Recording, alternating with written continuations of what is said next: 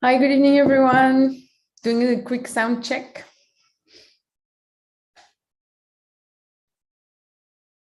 You guys can hear me? Yeah, I can hear you. Can you hear me? Yeah, great. Can you see me? Yes. Okay, great. Deepak, do you want to do a quick sound check? Checking if you can hear us, if we can hear you. I think Hi, I can hear you on. yeah, Cool. I think they've started with the webinar, right?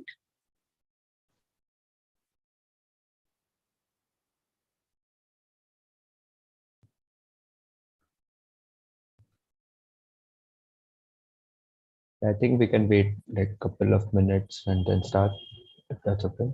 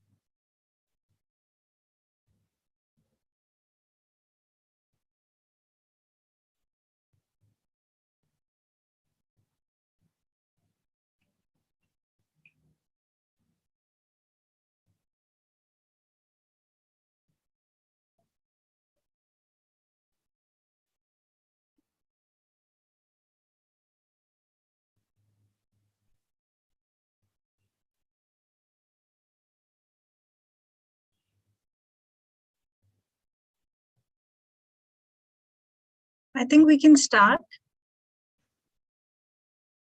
So, good morning, good afternoon, and good evening, everybody. I would like to welcome you all to the first information webinar on the IRIS call for proposals. As all of you are aware, the first call for proposal was launched at COP27 in November. And this is the first set of webinars we are doing with respect to orienting the applicants and other stakeholders as to what the call for proposal entails and what are the other activities around IRIS and its endeavor in the small island developing states. Next slide, please.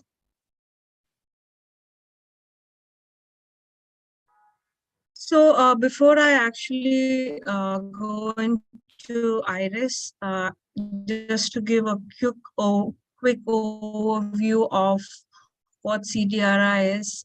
There might be a few people here who might not be familiar with CDRI.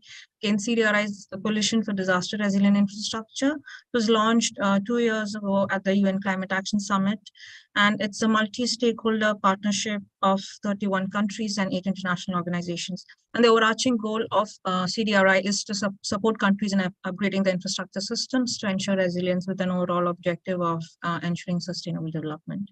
Next slide, please.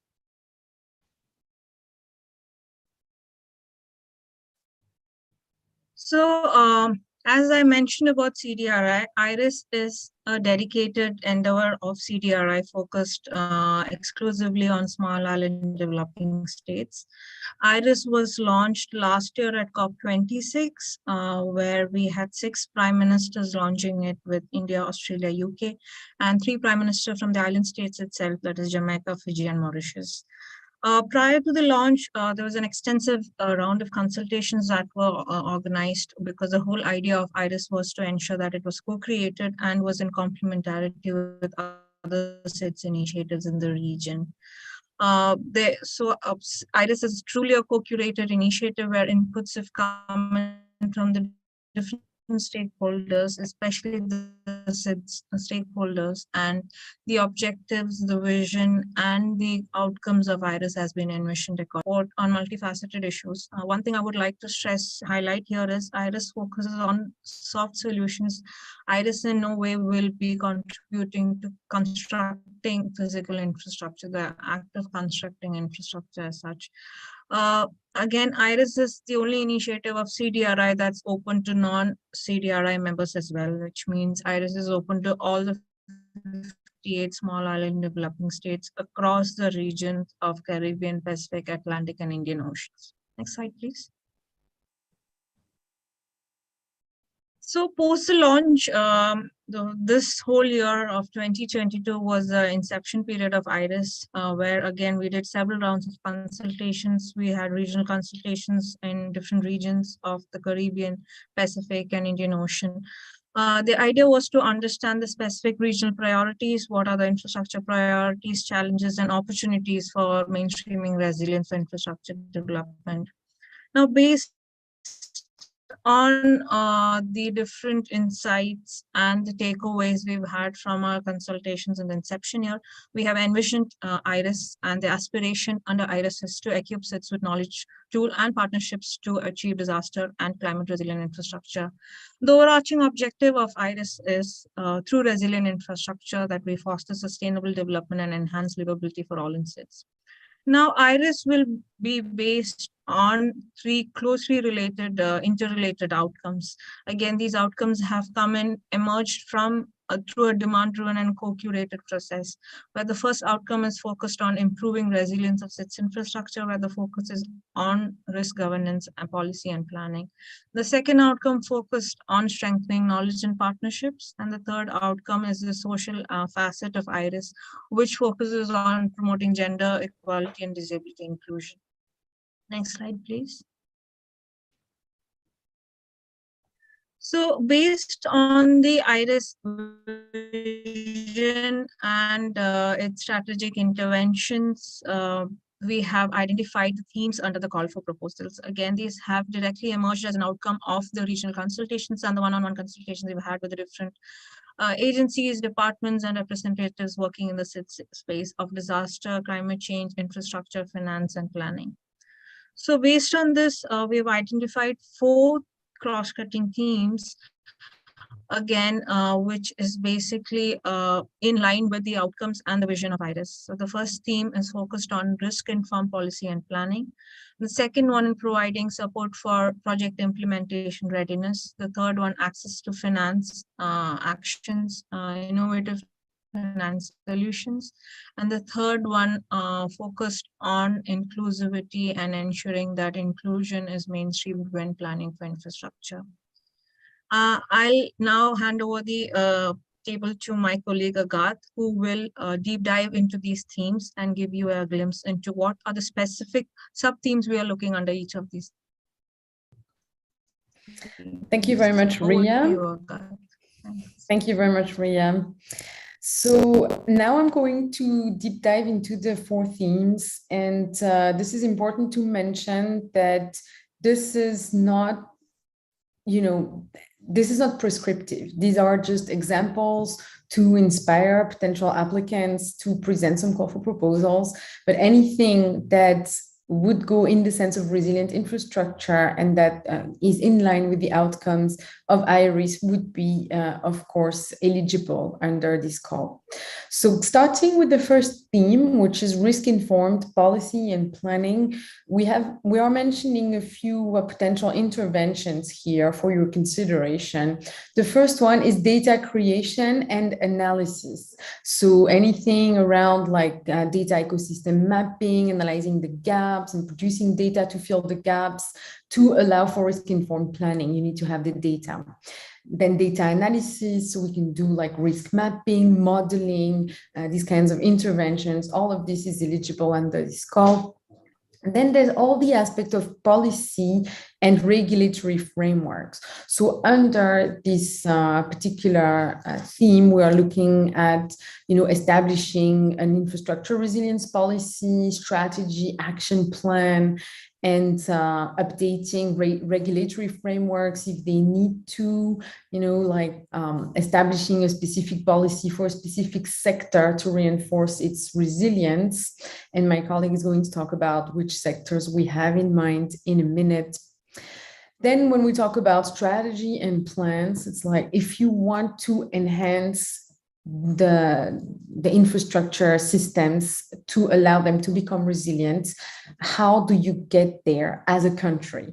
And so here we propose to provide some technical assistance to help countries think about how to get there, what are the various actions that they need to put in place. So this is also an important theme that we are going to consider in the proposals that we are expecting. So these are just some examples. So anything under risk-informed policy and planning, of course, is something that we are interested in. Let's go to the next theme in the next slide. So the next theme talks about project readiness, implementation readiness. So we make sure that the practitioners of infrastructure are ready to implement disaster and climate change resilient projects. So of course, we have potentially some interventions along the lines of capacity development to implement projects. So that could be at any point in the infrastructure life cycle. That could be along project planning. How do we plan a project with a resilience angle? That could be around project design in a specific sector, like what kind of technical solutions are available in this sector to enhance resilience in infrastructure design. That could be around procurement, how to make sure that when we procure works for infrastructure construction or refurbishment, that we have that resilience angle that is not lost in the process. That could be capacity development also in operation and maintenance, in commissioning as well, and like anything around asset management. So capacity development here centered on infrastructure resilience. All of this is of interest for this call for proposal. Then there's another pillar, which is academic and professional training. So we're not only going to consider the practitioners, but maybe the future workforce to make sure that we have some curricula in infrastructure resilience that are ready. So this call for proposal can support the development of curricula, of professional training, maybe continuous education for practitioners that are already in the field. So like various levels of certification that a country wants to put in place around infrastructure resilience. So that's all very good initiatives that we're looking forward to receiving from applicants. Then the last pillar of implementation readiness is knowledge creation and exchange. We're talking about innovative solutions. So anything around piloting, innovating solutions, of course, staying in the realm of soft interventions and documenting, spreading the word, creating some networks in academia and among practitioners in the various islands that you represent. This is all eligible, and we are really looking forward to these propositions along implementation readiness.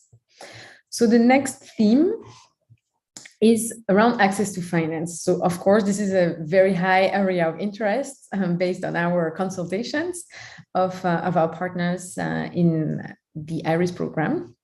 So the first pillar of this access to finance theme is investment readiness. So here we are looking at pre-feasibility and feasibility studies for projects that would have a resilience angle. So infrastructure for resilience or projects to enhance resilience of infrastructure. So here we are looking at building at building a pipeline of projects that go in the sense of infrastructure resilience. So IRIS is not financing infrastructure asset construction or refurbishment, but we can support with feasibility, pre-feasibility studies. So then it's ready to be financed by international financing institutions, multilaterals and all. So project preparedness is a very big part of investment readiness. So this is something to note, like this call for proposal can be a vehicle to prepare projects at pre-feasibility and feasibility study stage. There's also, of course, the preparation of wider portfolios of investments. So depending on the time and cost, of course, that could be a bit more ambitious for one sector or for multiple sectors as well. Then another angle that we have in mind for access to finance is the expansion of the funding landscape. So as my colleague Ria mentioned, doing some studies or some piloting along the lines of innovative financing solutions or financing solutions that might not be innovative globally, but have not been tried in one particular country. So if you want to bring something new to your country, even though it's been tried and tested elsewhere, this is something that this call for proposal can help with. So we are thinking, of course, about carbon financing, climate financing, and maybe some things a bit more innovative, like mobilizing the diaspora, for example, for financing some projects back home, which is very relevant to island countries. So anything that has to do with accessing some finance that wasn't previously accessible in a particular country, this is something of interest for this call for proposal. The last pillar, which can of course be grouped with the two others, is access to investors. Of course, we know that islands are very remote and many of them don't have representation for financing institutions. So access to finance can be supported also through these linkages.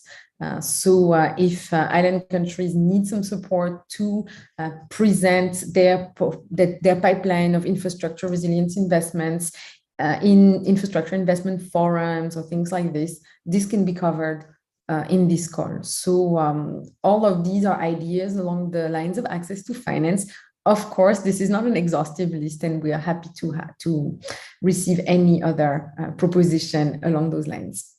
So the last theme that we are looking at is inclusion mainstreaming. Here I want to say that it doesn't have to be a standalone project for inclusion mainstreaming. So if you have a project along the line of policy or project feasibility, like this can be also done at the same time. So it doesn't have to be a standalone, even though standalone projects for inclusion mainstreaming in infrastructure resilience are also very good for us. So here we are looking at mainstreaming infrastructure resilience with an inclusive angle inside national policies and plans. So investment plans or like urban policy, infrastructure policy. So revising these policies to make them inclusive. When we talk about inclusion, it's a very wide sense. And I think this needs to be defined as relevant for each country.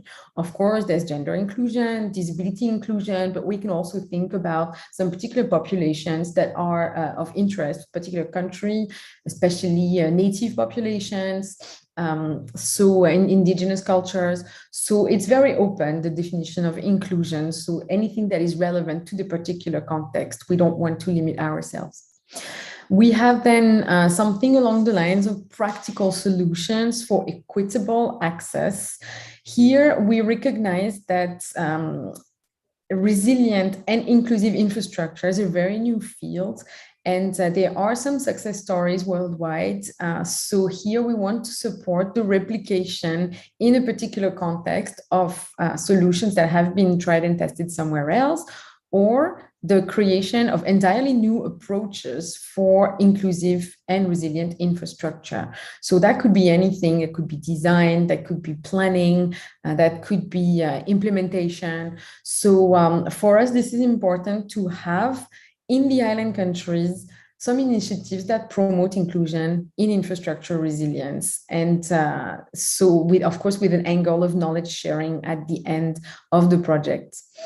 Then the last pillar for this theme is capacity development in inclusion mainstreaming. Here we are quite aware that the field is new and practitioners might not feel comfortable talking about inclusion, defining the kind of vulnerable populations that will be the target of specific inclusion policies, as well as understanding some particular tools that they can use to mainstream inclusion in their infrastructure practices. So here, capacity development is something that can also be supported through this call as part of standalone project, but also coupled with actions in the other themes that you have seen so far. So these are some propositions. Of course, in the Q&A or through some further engagement in the next few weeks, we'll be happy to give you our thoughts about things that may not be included in this list or the list of the more exhaustive list that we have included in the full call for proposal document. So we'll be more than happy to discuss with you to clarify if something is eligible. These are more some ideas for you to get talking to your governments and to your partners to start thinking about some ideas. So now I will hand over to my colleague Soham, who is going to tell you about sectors and the application timeline as well. Thanks. Thanks, Agathe. Yeah, so as Agathe mentioned, we have put down some ideas for you to submit proposals for our first call for proposal. And when it comes to sectors, so CDRI had a couple of years back already defined the critical infrastructure sector that CDRI wanted to work in. And over the last 1 year, when we talked to a lot of stakeholders in the SIDS, we realized that some infrastructure sectors like coastal infrastructure and tourism, which are very essential to SIDS. So we have included them also in IRIS call for proposal. Like Agathe earlier mentioned, we are looking at proposals which could be focusing on one of these mentioned sectors, or it could be multiple sectors also. So to just list them down, we are looking at information and ICT and early warning systems, transport, water, social infrastructure, where you could the project could talk about health infrastructure, schools, etc., power systems, housing, coastal infrastructure, and tourism. Moving forward, I'll just touch upon the timelines that we are looking at. So as you must be aware, this call for proposal was launched at COP27, which was in November, and we are looking at first deadline of expression of interest, where we are just looking at a one-pager document which we have already uploaded on our website, which is largely a concept, one-pager concept or like ideation form. That's all that we are looking at. And 15th February is the deadline for those expression of interests. As you can see, this form needs to be supported by a relevant government agency, and if the expression of interest has the endorsement, then it qualifies for the next stage. Once we get the expression of interest, we will then internally review all the expression of interest and then qualify certain number of them which we think have the potential of becoming a good uh, project into the next stage. And here we are going to, since we acknowledge that a lot of SIDS don't have the capacity or don't have the bandwidth to create a detailed project proposal, which will include a work plan, a budget, results framework, etc. So we are willing to support the shortlisted expression of interest in developing a full-fledged proposal, which will happen in March and April month of next year, which is 2023. And once the proposals are developed, again, they will go through an extensive review process. And we are expecting that the contracts or projects will be awarded in the month of May next year. From June, then the implementation will start. We are looking at projects up to 2 years for now. So as you can see, we are expecting the projects to start, the implementation to start in the month of June. And another important part for us is dissemination and learning, which will start from June 2024. But again, I would like to reiterate that we are going to support the SIDS in project development, and also we are open to receiving all the questions till 1st of February next year. So we look forward to getting your questions and resolving them as and when you need our support. So with that, I think I'll close this session and open the floor for questions. Thank you. Thank you, Soham. And so I hope we've been able to give you a concise overview of what we are looking to the call for proposals, and I'll open the floor to questions now. Also, I just wanted to highlight we already have a set of FAQs that we've posted on the IRIS website. The intention is to collate and compile the questions we get, and we will be updating the FAQs as well. And also, as Soham mentioned, we will be taking questions in writing via email, which is also the email ID and the details have been put up in the IRIS website as well.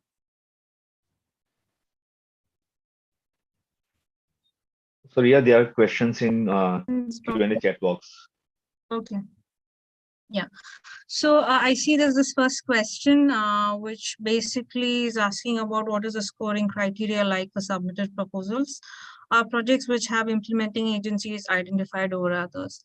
So to answer that question, we are still working on the scoring criteria. The EOI, as Soham mentioned, it is a very basic form, which is just looking at what the idea is and what is the rationale for the idea. And also having an implementing agency is not a mandatory option even, and there is no special marks or scoring that will be given for a government agency which has an implementing partner on board. So I hope that answers the question. So we will be working on an evaluation criteria. Just to add, we will be working on the evaluation criteria, which will be then submitted to our steering committee. We had our first steering committee this morning, and we'll be having one once the EOIs come in. So where we'll also the evaluation criteria will be vetted by the steering committee, and then once the criteria is up there, we will put it out in the public. And the second question, can parastatal organizations apply? To that question, so we are looking at primary applicants to be government departments, government agency, preferably ministry, but there is an option for parastatal organizations, local government organizations, urban local bodies to partner with the primary applicants and be on board as a partnering government agency for the proposals. But we encourage the primary applicants being from a ministry and or a main department. So the next question is FAQ says IRAF will arrange the procurement of the required expertise and services on behalf of applicants, either directly or through regional organizations as appropriate. How do potential implementing agencies apply for this? So with respect to that question, so as we earlier mentioned, the primary applicant definitely needs to be a government agency. So we would encourage you to reach out to a relevant government agency which you've been working with or you have a working relationship. And then basically that's how you come on board through the government agency as an implementing partner. Could we create a proposal along with the university? It depends on who's asking me that question. If you are a government agency, yes. Again, university, the same rule applies. They can come on board as an implementing partner. Yes, Agat has something to add. Please speak. Yeah, thanks very much. I would like to go back to the previous question about who can apply and how, because we have been also receiving a lot of questions in writing leading up to this webinar. So a lot of private sector entities, especially consultancies and knowledge companies and all, are asking us, how do I become a part of this? And so implementing agencies that can submit together with the government, they need to be non-profit at this stage. So at expression of interest stage, I would say there is not really a point working with the government to create a proposal, because you will not have 100% assurance that you are going to deliver the technical assistance that they are applying for, because these are public funds. We are talking about, it's not loans, it's all grants. And so we are talking about public funds. And so when we are going to procure consultancy services, it needs to be competitive according to international development rules. So IRAF is a fund management facility that is managed by UNDP. So you have, of course, in this context, an approach of competitive bidding if we require private sector consultancy services. So I'm really saying this to manage everyone's expectations, because at this stage, if we are mentioning implementing partners in expressions of interest, they need to be non-profit at this stage. So I hope it clarifies. I know it might be disappointing for some of the attendees, but when time comes, so we're talking about June onwards, when the proposals have been selected, then you can leave us your contact information and we'll make sure you'll get the notices about the procurement of these consultancy services. But at this stage, if you put your name on a proposal, you get no guarantees that as a private sector entity, you will deliver the technical assistance. Thanks. Thank you, Agat. And I think that answers the last question as well. And yeah.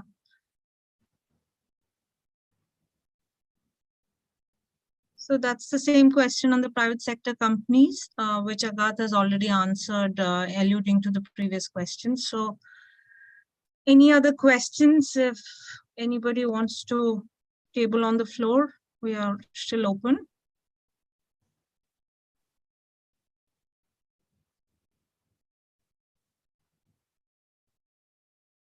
We have someone has raised their hand. I'll just let them ask the question. Yes, please go ahead. Yes, hello everyone. Thank you very much for this very detailed information session. I posed the question about the private sector company and consultancy companies. So if I understand it now correctly, at the UR stage, it is not really possible, but it could be possible to to be involved at the proposal stage. And I just want to clarify this a bit more.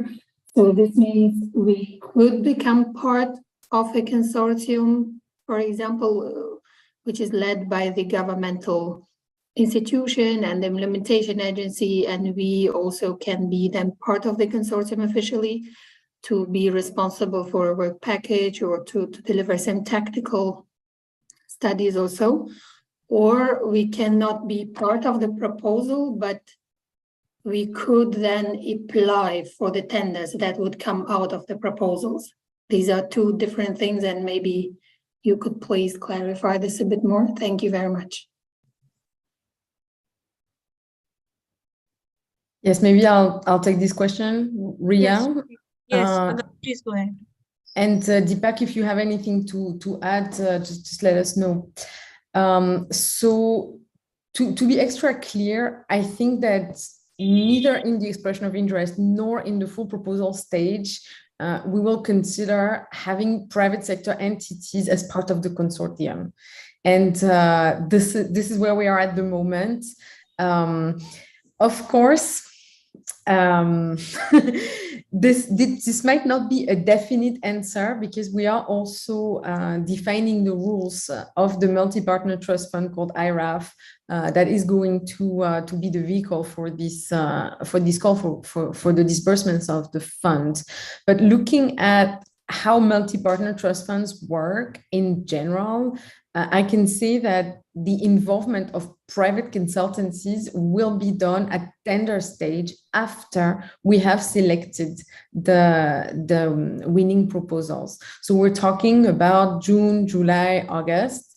And this will be, I think, certainly done through either the IRAF office or some international organizations present in the various SIDS regions. So, of course, we are going to have an outreach mailing list, listing the companies that we know have the skills to support the SIDS, and we'll make sure to disseminate these tenders when they come out.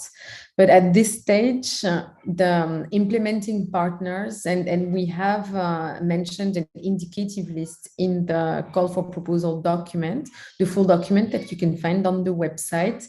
They include, so of course, in consortium with like a ministry or an official government agency, you could have parastatal or parastatal organizations, or academia like universities, or you could have an NGO, local or international.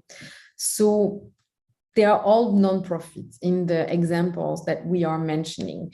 And so this pairing up can be done either at expression of interest stage, or it can be done later during the full proposal development stage, when you have a bit more time and resources to identify the right partners if you are an applicant country.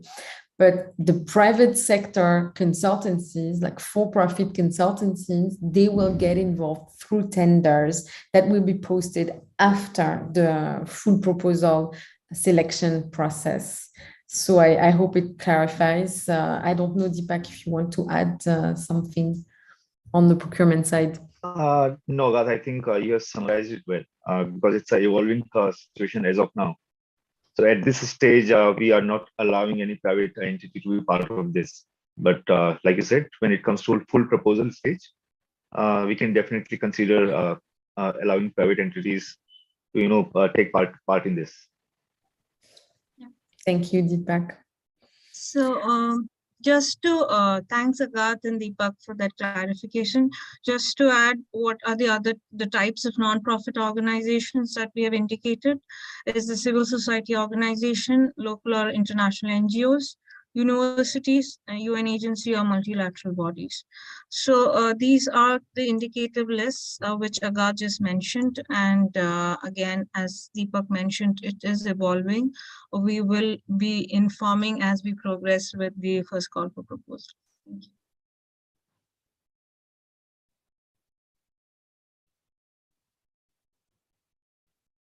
Yeah. Any more questions from the floor?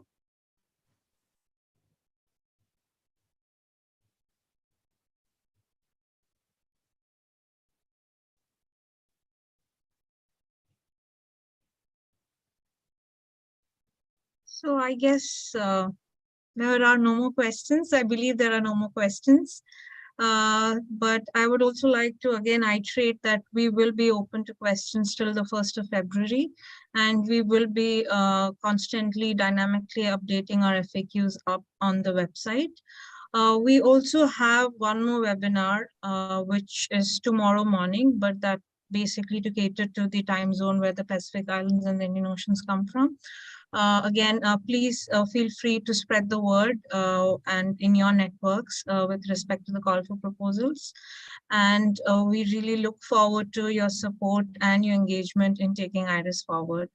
And that's all from our end right now, but please keep an eye on our website and our social media pages where CDRI will be providing regular updates on the activities around IRIS. That's all. If my colleagues have anything more to add, if not, we can wrap the meeting. Thank you, Ria. Nothing to add. Thanks everyone for attending. No comments. Thank you. Bye.